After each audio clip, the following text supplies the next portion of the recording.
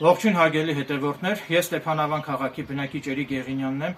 Այս տեսանյութում ցանկանում եմ բարձրաձայնել Ստեփանավանի նախկին քաղաքապետ Քոթո Մականունով Սարգիս Ղարաքեշիշյանի կողմից կատարված հանցագործությունների մասին։ Մասնավորապես Ստեփանավանի նախկին քաղաքապետ Քոթո Մականունով Սարգիս Ղարաքեշիշյանը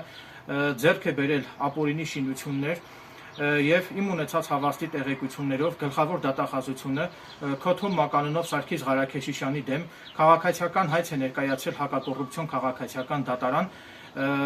Սարգիս Ղարաքեշիշյանից իր կողմից ձեռք բերված այդ ապօրինի գույքերը հօգուտ պետության բռնագանձելու պահանջով։ Մասնավորապես Քոթո Մականունով Սարգիս Ղարաքեշիշյանը Ստեփանավան քաղաքում նախկինում գործած հոգեբանական կենտրոնը հանցավոր ճանապարհով յուրացրել է, դարձրել է հյուրանոց եւ ես կցանկանայի, որ երբ որ պետությունը Քոթոից հօգուտ պետության բռնագանձեր այդ հոգեբանական կենտրոնը, ես կցանկանայի, որ Ստեփանավան քաղաքում վերագործարկվեր երբեմնի հոգեբանական կենտրոնը Նաև կցանկանայի մի ողջամիտ դիտարկում անել, ժողովրդից գողացվածը ժողովրդին վերադարձնել կհամարվի միայն այն դեպքում, եթե Քոթոից բռնագանձվելիք այդ հսկայական ապօրինի գույքերը տնօրինվում են ժողովրդի կողմից եւ Քոթոից բռնագանձվելիք այդ հսկայական վիթխարի ապօրինի շինություններում բնակություն հաստատեն անօթևան քաղաքացիները, ովքեր տուն չունեն եւ գիշերում են փողոցներում։ Այսինքն Ենթադրենք, եթե Քոթոից բռնագանձվելիք այդ ապօրինի շինությունները տրամադրվեն մեկ այլ օլիգարխի, ապա բնականաբար դրա արդյունքում չի կարող համարվել, որ ժողովրդից գողացվածը վերադարձվեց ժողովրդին, քանի որ հիմա Հայաստանում կան բազմաթիվ անօթևան քաղաքացիներ, ովքեր գիշերում են փողոցներում, տուն չունեն, եւ ես հիմա կոչ եմ անում պետական մարմիններին եւ հենց Նիկոլ Փաշինյանին, վարչապետ Նիկոլ Փաշինյանին կոչ եմ անում, որ Քոթոից բռնագանձվելիք այդ ապօրինի շինություններում հսկայական վիթխարի ապօրինի այդ առանձնատների մեջ այդ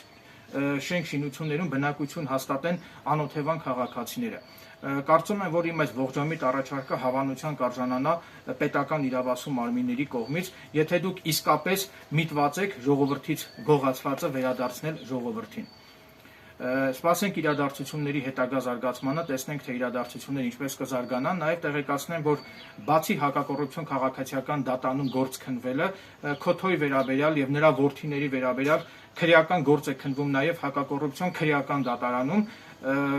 հենց այդ ապօրինի գույքերը ձեռք բերելու հետ կապված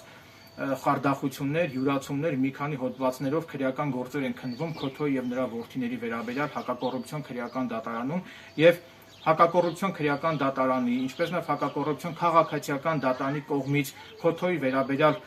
վերջնական դատական ակտեր կայացնելուց հետո ես եւս մեկ անգամ կանդրադառնամ այդ